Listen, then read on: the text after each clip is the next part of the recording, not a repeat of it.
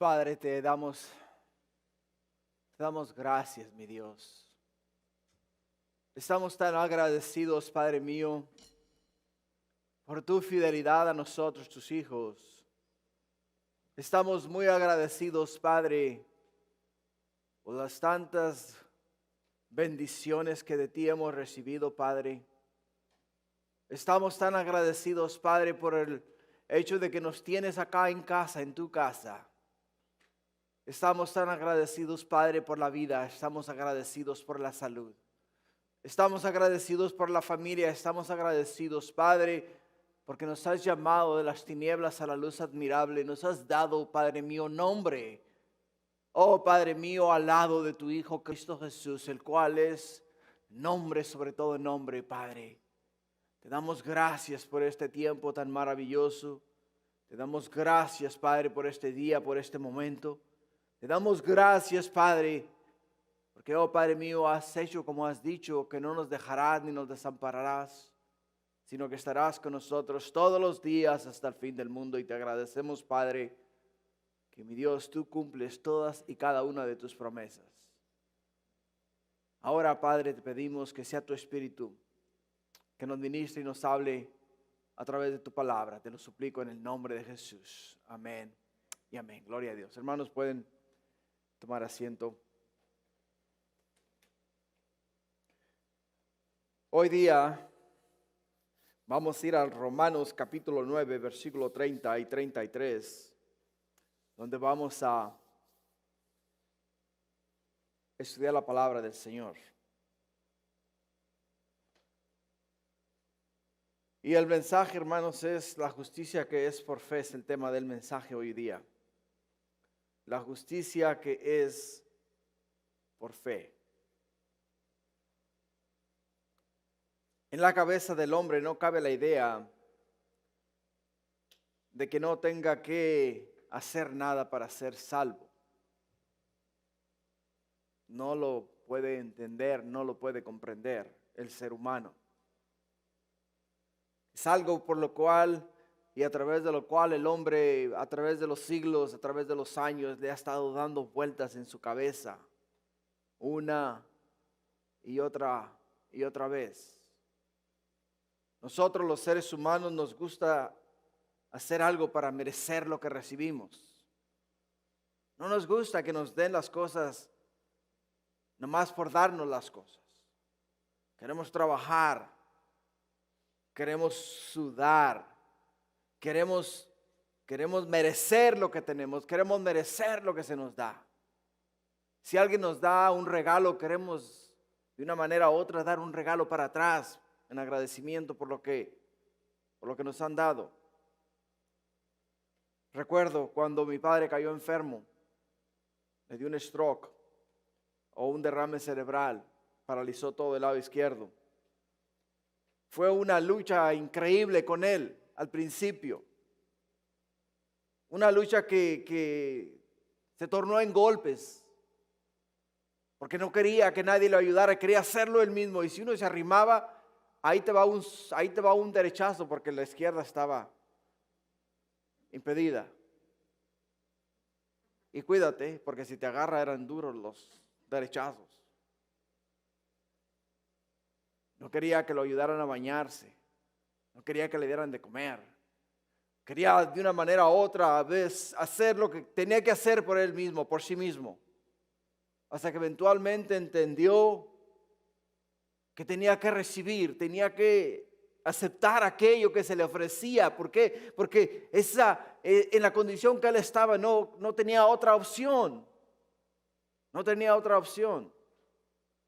Por ello es, hermanos, que el día de hoy, el tema de hoy, la justicia que es por fe, o sea, el ser declarados justos nosotros, aún estando muertos en delitos y pecados, sin tener que hacer absolutamente nada para merecer esa bendición de ser declarados justos delante de Dios. A muchos de nosotros nos cuesta.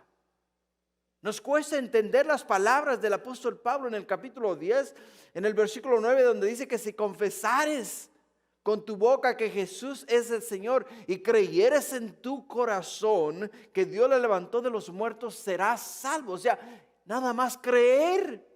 Nos cuesta a nosotros creer que lo único que tenemos que hacer para ser salvos es creer. Por ello es que podemos entender que el ser humano de una manera u otra siempre busca la manera de, ¿qué? La manera de resolver las cosas por sí solo. Y es muy difícil darle oportunidad a otra persona que nos extienda la mano o nos ayude.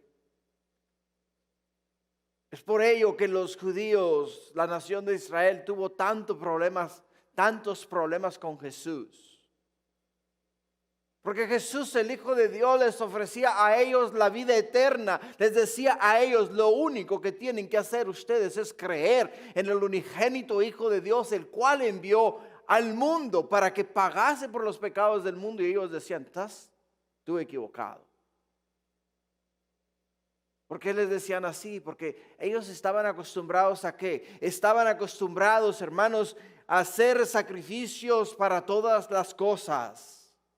Tenían 3 fiestas a las cuales tenían que comparecer a la ciudad de Jerusalén 3 veces al año. Y en cada una de las fiestas tenían que ofrecer sacrificios a Dios. Y ellos, eso es a lo que estaban ellos acostumbrados, a ofrecer sacrificios a Dios.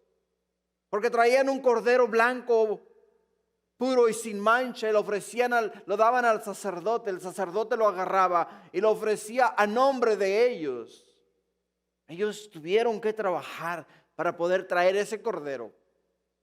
Lo cargaron desde sus respectivas ciudades hasta la ciudad de Jerusalén, y llegando a la ciudad de Jerusalén lo pusieron en los brazos del sacerdote. El sacerdote lo agarró, lo inspeccionó y dijo, ok, sí califica.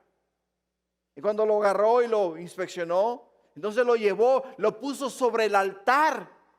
Y al ponerlo sobre el altar, degolló al animal, sacó la sangre y la ofreció a Dios a nombre de la familia. Y ahora ellos eran justificados, declarados justos hasta la próxima fiesta. Los pecados de ellos habían sido cubiertos por un lapso de tiempo. Pero Jesús, el Cordero de Dios que quita el pecado del mundo, nos dice la Escritura, vino acá y se ofreció voluntariamente al Padre. Se ofreció voluntariamente al Padre, dio su vida por los pecados de la humanidad.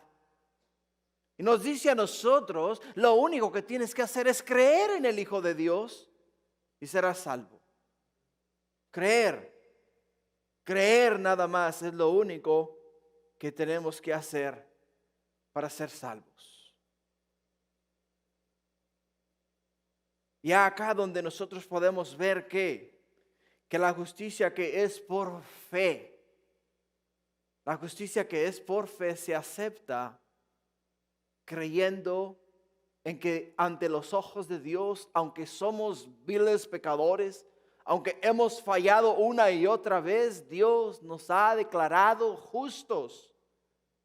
No porque ofrecemos sacrificios a Dios, ni porque hemos venido a la iglesia y servimos en la iglesia, o porque paso horas de rodillas orando a Dios, hablando con Dios. Porque ninguna de esas cosas, hermanos, nos justifican a nosotros delante de Dios. Lo que nos justifica a nosotros delante de Dios es nuestra fe en Cristo Jesús y solamente nuestra fe.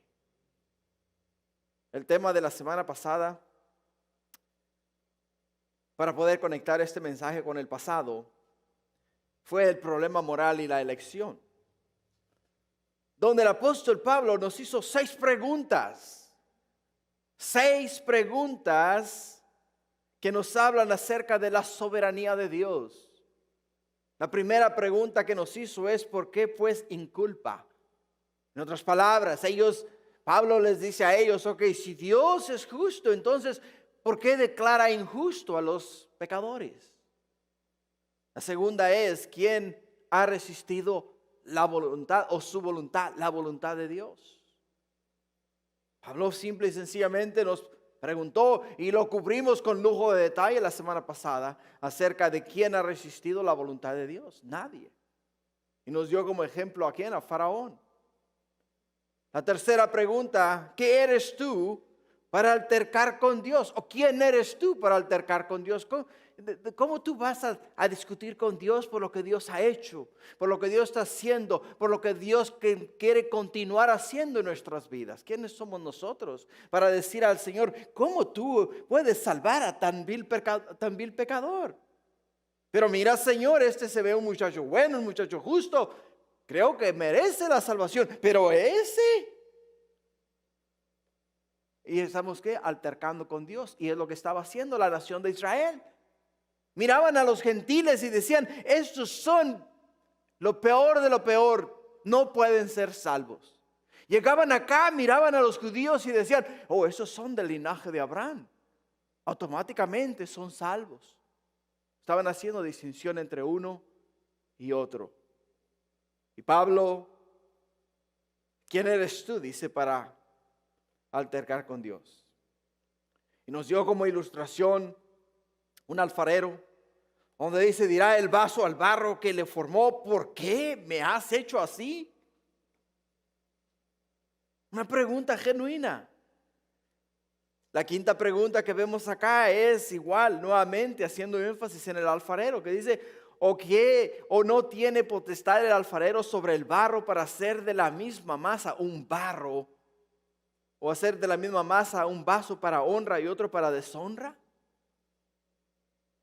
Diciendo, Dios tiene potestad de hacer uno de sus hijos de la corte real y de hacer de sus hijos uno de los que sirven en la corte real, uno de los siervos del rey. Dios tiene potestad de hacer lo que a él bien le parezca. Para finalizar con la última pregunta, que es una pregunta sumamente larga, dice, ¿y qué si Dios, queriendo mostrar su ira y hacer notorio su poder, soportó con mucha paciencia los vasos de ira preparados para destrucción y para hacer notorias las riquezas de su gloria que las mostró para con los vasos de misericordia que él preparó de antemano para gloria, a los cuales también ha llamado, esto es, a nosotros, no solo a los judíos, sino también de los gentiles? O sea, Dios nos ha llamado a todos nosotros y no somos quienes nosotros para discutir la voluntad de Dios, sino que tenemos que ser agradecidos con Dios. Agradecidos con Dios por el amor, la gracia y la misericordia de nuestro Dios. Por ello es que el tema de hoy, hermanos, nos cae como anillo al dedo. La justicia que es por fe. La justicia que es por fe, hermanos, es la justicia que declara al hombre justo delante de Dios. Lo declara justo y no solamente lo declara justo, sino que a nosotros nos ha constituido hijos de Dios. Hijos de Dios. Y no es por obras, como nos dice la Escritura, para que nadie se gloríe.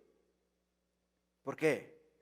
Porque el mismo Pablo nos dice en Efesios capítulo 2, versículos 8 y 9, porque por gracia sois salvos por medio de la fe, y esto no de vosotros, pues es don de Dios, y no por obras para que nadie se gloríe.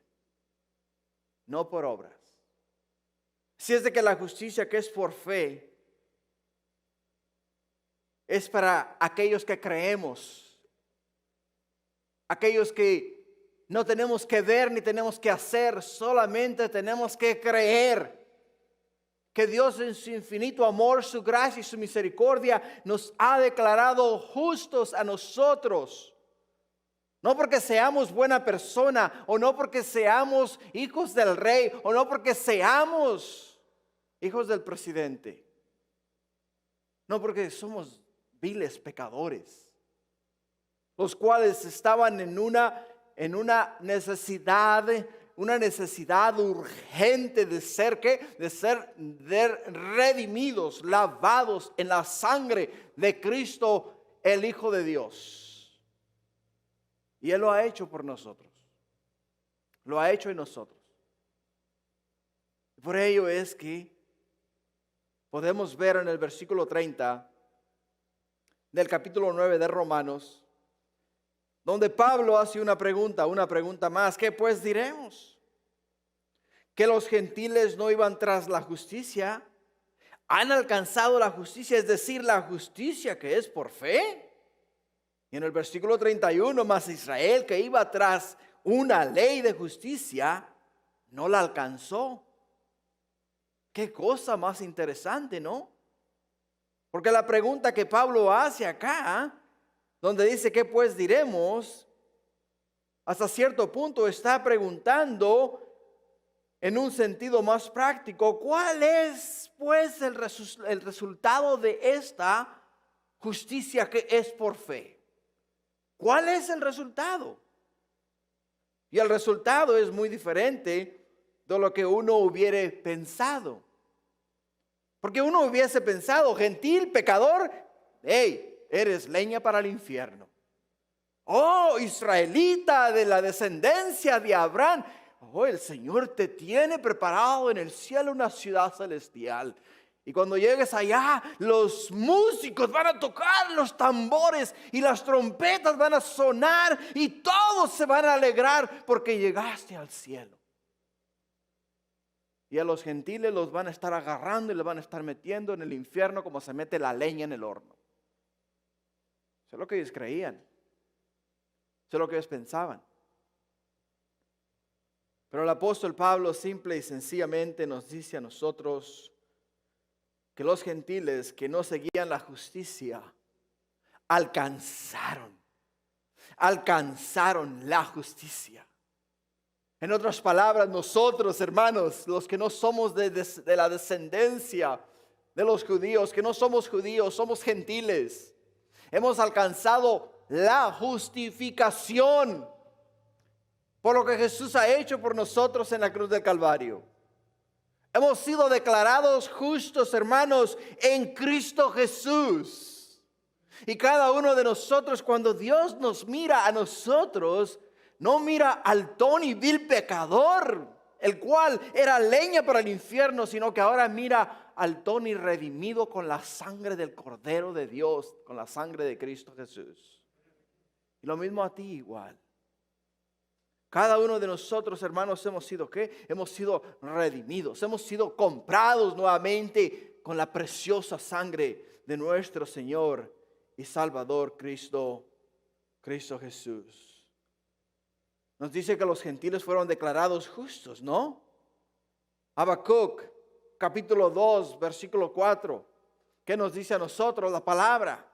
He aquí que en aquel cuya alma no es recta, dice, se enorgullece, dice, mas el justo por su fe vivirá.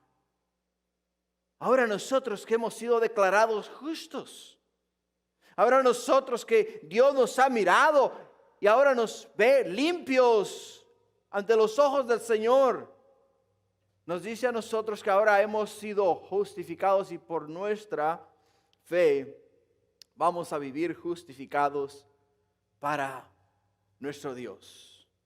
El apóstol Pablo ya trató con este punto en el capítulo 3, en el versículo 21. El apóstol Pablo nos dice a nosotros en Romanos capítulo 3, versículo 21, dice, pero ahora, aparte de la ley, se ha manifestado la justicia de Dios. O sea, aparte de la ley, o sea, la ley existe. La ley fue la regla que siguieron los judíos hasta el día que Jesús, el Hijo de Dios, vino a la tierra. Pero ahora dice, se ha manifestado la justicia de Dios. En otras palabras, se ha manifestado Jesús, el justo, para declararnos justos a nosotros. Se ha declarado la justicia de Dios testificada por la ley y por los profetas. La justicia de Dios por medio de la fe en Jesucristo para todos los que creen en Él.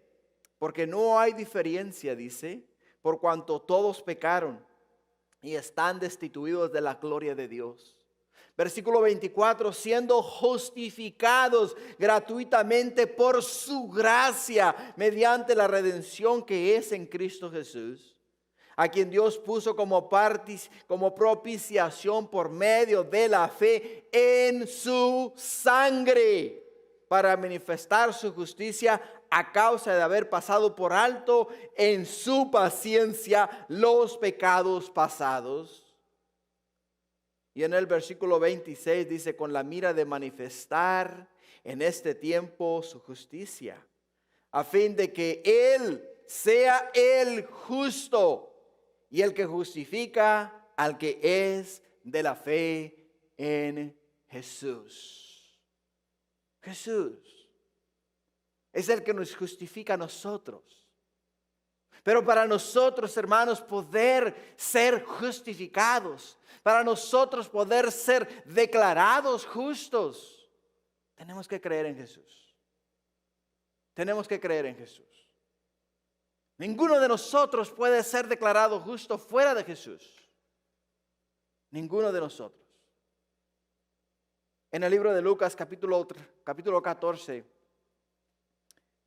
en los versículos 33 y 34, si vas ahí, vas a encontrar a Jesús dando una serie de parábolas en el capítulo 14. Pero cuando llega ahí a esa porción de la Escritura, nos habla acerca de la sal. Nos habla acerca de la sal. Y nos dice que la sal es buena para sazonar. La sal es buena para preservar. La sal, cuando tú tomas sal, te abre la sed. Cuando tú comes sal, 5 minutos más tarde te estás muriendo de sed. Porque el cuerpo quiere compensar la cantidad de sal que has ingerido con agua. O sea, quiere diluirla, quiere usarla apropiadamente. Pero nos dice también ahí que si la sal pierde su sabor, pierde su sazón, entonces es insípida y no sirve para nada. Absolutamente para nada. Y si lo vamos a poner en el contexto del capítulo 14 del libro de Lucas, podemos mirar que Jesús nos está diciendo a nosotros que si nosotros somos cristianos, hermanos, somos cristianos, entonces Cristo se tiene que reflejar en nosotros. Cuando lleguemos a un lugar, tiene que ver la gente a Cristo en nosotros. Tenemos que darle sabor al ambiente. Tenemos que despertar la sed de las personas. Y tenemos que preservar la fe de aquellos que están ahí o que van a venir a la fe en Cristo Jesús. Eso es lo que nos dice la Escritura. Por ello es que los gentiles, habiendo abrazado el Evangelio, tan luego como les fue presentado, inmediatamente dijeron, sí, sí queremos a Jesús, sí queremos conocer de Jesús, sí nos interesa la fe en Jesús. Háblanos de Jesús, enséñanos de Jesús, porque en Él podemos ver esperanza, podemos ver vida eterna. Porque oye, mira que yo le he quemado incienso a dioses. Mira que yo tengo una serie de estatuas en mi casa y ante todas ellas me he inclinado y ninguna de ellas hasta este momento me ha sacado del pozo en el cual estoy metido. Pero ahora que me has hablado de Jesús, he sentido gozo en mi alma, he sentido paz en mi corazón, siento ese hervor en mi ser que me da vida, que me da esperanza. Háblame de Jesús. Esa fue la reacción de los gentiles. Esa fue la reacción de los gentiles. Y lo recibieron con gozo y fueron justificados, fueron declarados justos delante de Dios. Pero la palabra de Dios nos dice que tristemente los israelitas no recibieron la palabra de la misma manera. Porque nos dice que Israel seguía la ley de justicia.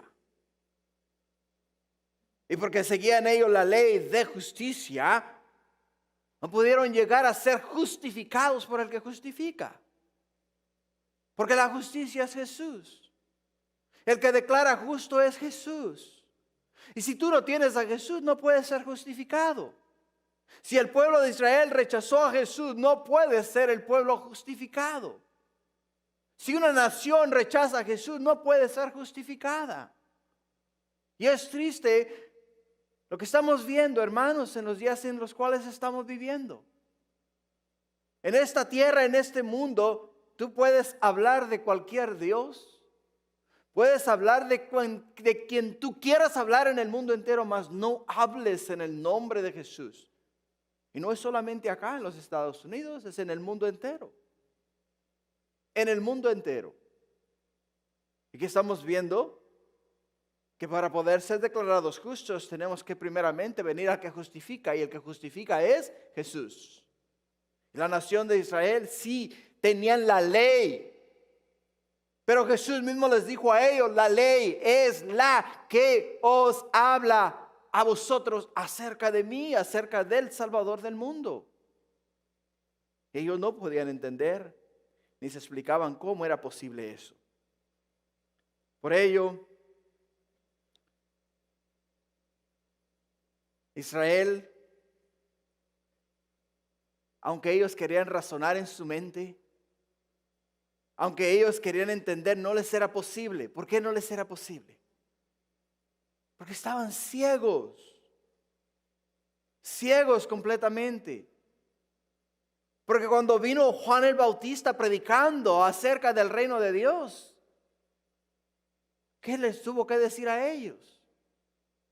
Oh, generación de víboras, ¿quién os ha enseñado a vosotros a huir de la ira venidera? ¿Quién os ha enseñado a vosotros? Porque llegaron a donde estaba Juan el Bautista bautizando a aquellos que se habían arrepentido, aquellos que estaban preparando su corazón para recibir al Mesías, aquellos que decían: sí, hemos fallado, Señor, perdónanos, hemos pecado, prepáranos para la venida del Mesías. ¿Y quiénes eran aquellos? Publicanos, eran prostitutas, eran personas que tenían una vida muy baja. Todos lo más bajo, de lo más vil, de lo más vil, eran los que estaban viniendo. ¿A quién? Estaban viniendo a Juan el Bautista para recibir el bautismo, para preparar sus corazones para la venida del Mesías. Pero aquellos que se sentían santurrones, ¿no? Aquellos que decían: todo lo tengo ya preparado, ya Dios me tiene un lugarcito especial porque yo he sido bueno. ¿Y qué dice Jesús? No hay bueno sino solo uno, y ese es Dios. Y solamente Dios. Pablo trató con este asunto en el capítulo 7, en el versículo 22 y 23. El apóstol Pablo nos dice a nosotros acá en el capítulo 7 de Romanos, versículo 22, porque según el hombre interior me deleito en la ley de Dios, pero veo otra ley en mis miembros que se rebela contra la ley de mi mente y que me lleva cautivo a la ley del pecado que está en mis miembros. Es lo que dice el apóstol Pablo. No podemos tratar de razonar con nuestra mente.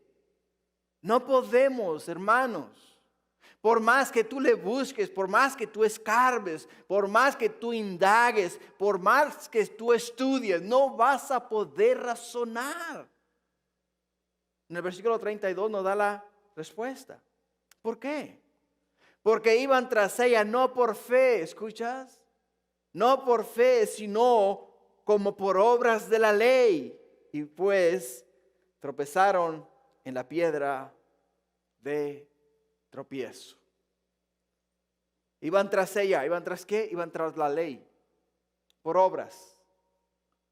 Sacrificio tras sacrificio. Ofrenda tras ofrenda. Y entre más daban ellos, o sea, cuando llegaban a la ciudad de Jerusalén e iban a poner su ofrenda, tenían a uno que estaba parado al lado del arca de las ofrendas. Y el que estaba parado al arca de las ofrendas tenía una trompeta. Y cuando aquella persona iba a echar su ofrenda, aquel tocaba la trompeta y decía, uno de los fariseos, jefe de los fariseos, está echando su ofrenda. Y todos, wow, qué santo, qué bueno, mira. Y lo alababan y él se sentía como la gallina esa cuando acaba de tener pollitos, ¿no? Todo esponjado. Dios me mira. Se agrada en mí porque he dado una buena ofrenda. Y eso es triste. ¿Por qué? Porque acá nos dice la Escritura que ellos iban no por fe, sino como por obras de la ley. Ellos querían agradar a Dios por las obras. Querían agradar a Dios por las obras. Pero nos dice acá que tropezaron ¿dónde? Tropezaron en la piedra de tropiezo. Tropezaron en la piedra de tropiezo. Mejor dicho, contra la piedra de tropiezo que es Jesús. Es ahí donde ellos tropezaron. El apóstol Pablo hace mención de Isaías capítulo 28, versículo 16, pero para entrar en contexto quiero leer desde el versículo 14 de Isaías. Isaías escribe, inspirado por el Espíritu Santo, las siguientes palabras, donde dice: por tanto, varones burladores que gobernáis a este pueblo que está en Jerusalén, oíd la palabra de Jehová. Por cuanto habéis dicho, pacto tenemos hecho con la muerte, e hicimos convenio con el Seol. Cuando pase el turbión del azote, no llegará a nosotros, porque hemos puesto nuestro refugio en la mentira, y en la falsedad nos escondemos. Por tanto, Jehová el Señor dice así: he aquí, yo he puesto en Sión por fundamento una piedra aprobada, angular, preciosa, de cimiento estable. El que creyere, no se apresure. Y ajustaré el juicio a cordel, y a nivel la justicia, y granizo barrerá el refugio de la mentira, y aguas arrollarán el escondrijo. Y será anulado vuestro pacto con la muerte, y vuestro convenio con el Seol no será firme. Cuando pase el turbión del azote, seréis de él pisoteados. Dios les dice a su pueblo que Cristo venía a abolir la muerte. Cristo venía a traer libertad a los que estaban cautivos en el Seol. Venía a destruir la mentira y el engaño. Por ello es que cuando ellos estaban tan enfrascados, estaban tan entusiasmados con la cuestión de la ley, y creían que la ley era la que los llevaba a Dios, llegaron al punto donde tropezaron con Jesús. Tropezaron con Jesús.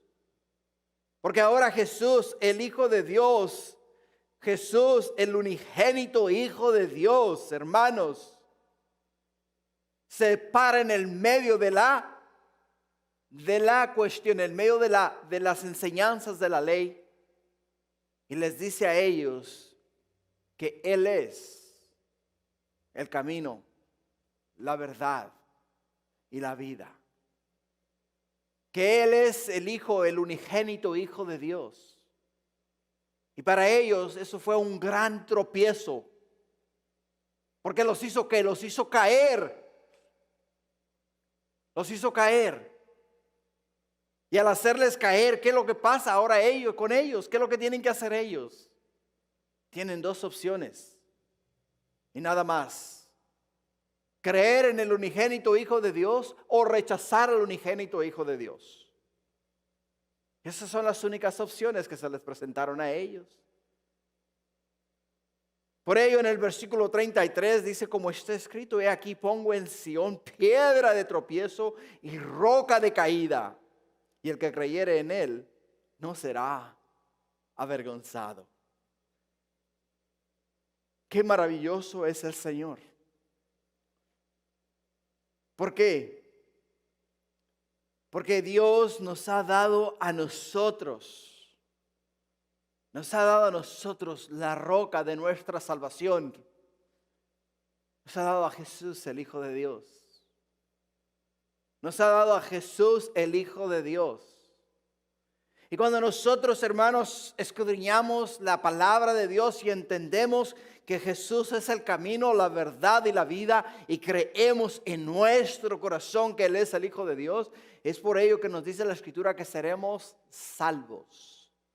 Salvos. Ya no hay nada que hacer. Ya no hay nada a qué apegarnos. Ya no hay nada que seguir.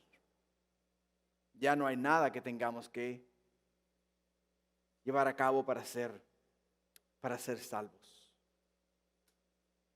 Los que creemos en Jesús tenemos segura la vida eterna. Pero los que no creen en Jesús tienen segura una separación eterna